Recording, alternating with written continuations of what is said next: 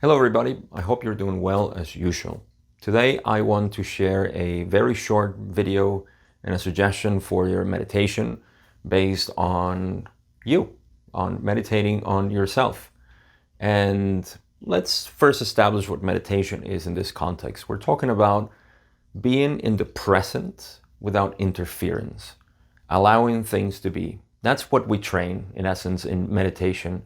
And for that, the most helpful thing that I have found is to meditate on the recognition of who you are in the moment. Because as we will see, there's something interesting that happens in meditation and that it's important that we become aware of, because that's what is usually undermining and trying to take us out, so to speak, of our meditation.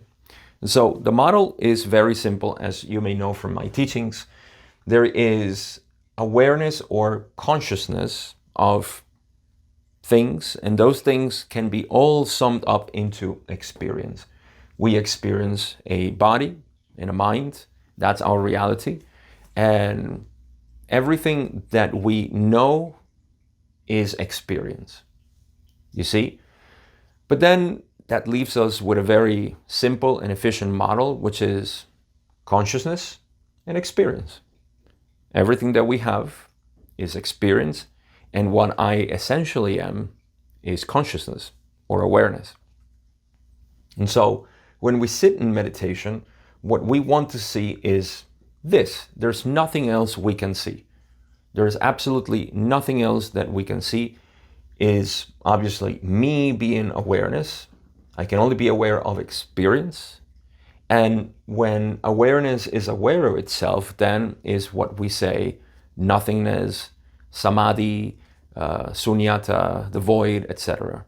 That nothingness, no-thingness.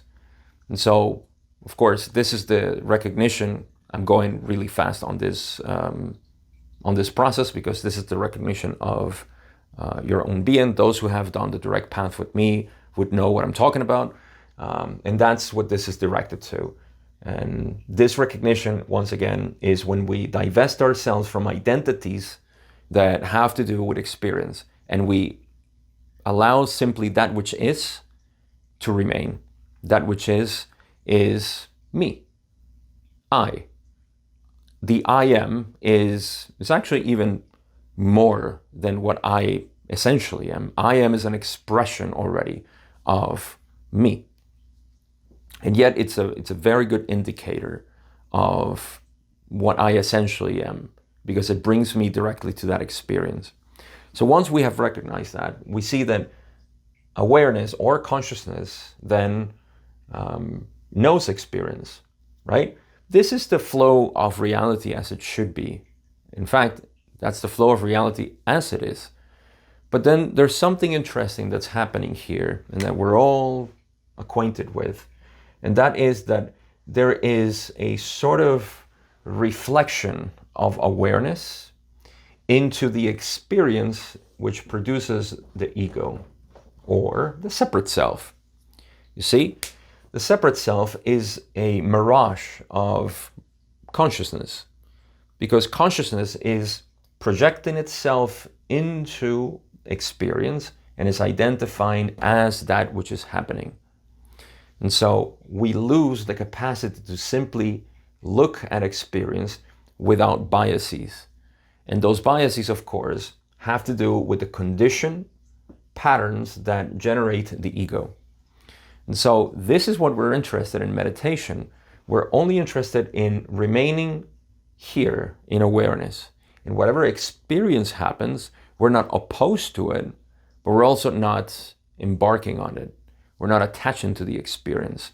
And more than anything, we're not selecting the experience, because selecting is not something that we can do. Experience simply happens. If you have trouble with this, realize that your body is what you experience, and the body is obviously everything physical, but you move in this medium of body with this human form. But the body extends to all physical, right? That's all space. And then there is the mind, which generates time. And these two things is what we think we are, a body and a mind. If you look carefully, you're not doing the mind and you're not doing the body.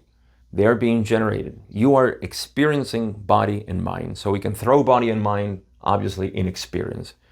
It's a flux. It's always changing. It's vibrating. It's oscillating, and so forth. That is the experience of the body and the mind. And so if we see that we cannot control body and mind, then what makes us think that there is something that is controlling? I'll tell you what it is, and of course it has to do with the ego. But first I want you to realize that in meditation, and certainly at any day, at any moment in the day, whenever this conditioned self shows up, then this is what's happening. Awareness or consciousness is projecting itself into experience through the conditioned patterns that it has, generating this separate self, and it's causing an interference with the experience. And so we say that we are resisting reality. And I'll explain that to you a little bit more. But this is what's happening. You see, this is unnecessary for reality to be. The ego is not necessary for reality to be. And so we enter in the state of meditation, which again doesn't have to be a formal sitting where you get into a posture and actively become aware of the experience. You can do this at any time. And you would realize that how the ego is always doing something, that activity of the ego is selective, is choosing, but it's choosing to admit or reject reality. You see, what we talk about when we mean reality, we talk about what's happening right now, the experience, right? So the ego would look at experience and say, I like this, yes to this.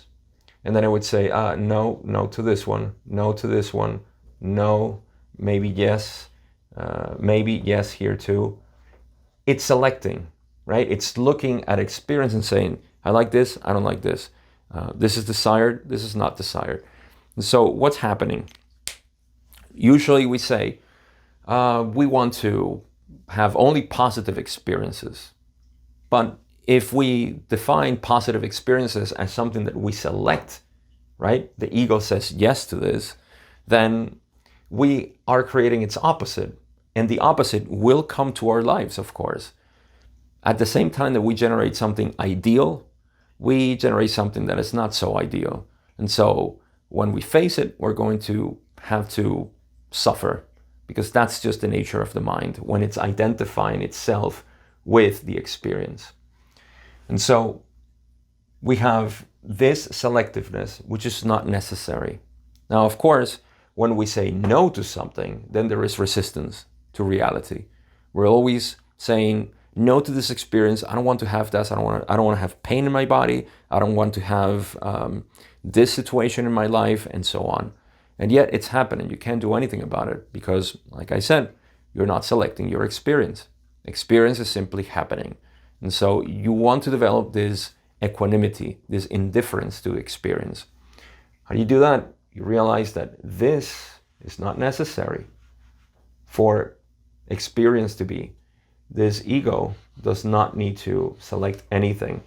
And so, yes, there is no need to select yes, no, yes, no. Does that mean that you're not going to enjoy life? They're just going to be lifeless? Well, try it out. Because that state of indifference with everything, or equanimity, you could even call it disinterest. You are disinterested in the outcome of experience. And at the same time, you're interested in experience. You see, that's the kind of balance that this brings, and it liberates you completely. And that's what we're looking in meditation, to put the magnifier glass on this and see, where is this ego resisting or enjoying the experience? See, because we get those experiences of saying, oh, I did great in meditation today. And of course, because you had a lot of great experiences and positive experiences, well, the ego is satisfied and says, yes, I meditated really well. Well, you just created a meditation in which you're not going to be well, which is going to contain negative, so so-called negative experience, which is only seen by the ego. There is no positive or negative experience by awareness. Awareness experiences everything equally. And that's what you are. The most important point here is that that is exactly what you are. You are that equanimity. This is why we say you are the meditative state. You are already perfect. You are that equanimity, that peace is what you are. And so that's why I say meditate on you. But this you is not the ego. It's pure awareness that has no desire or no desire. It simply is equanimous with everything. I hope this is helpful. It's a good way to see this model. It still is dualistic because we're talking about experience and something different than awareness, but that's not the case. Experience is the movement of awareness, but in any dualistic teaching, which is in essence all of them, as soon as we utter a word, it's dualistic by its nature. We have to make some sort of concession to the mind to illustrate it. So I try to keep it at the minimum for those things that are relevant for this, and I hope it was helpful. Let me know what you think in the comments, and I hope, as usual, that you have a good day, good night, whatever you are, and I'll see you in the next video.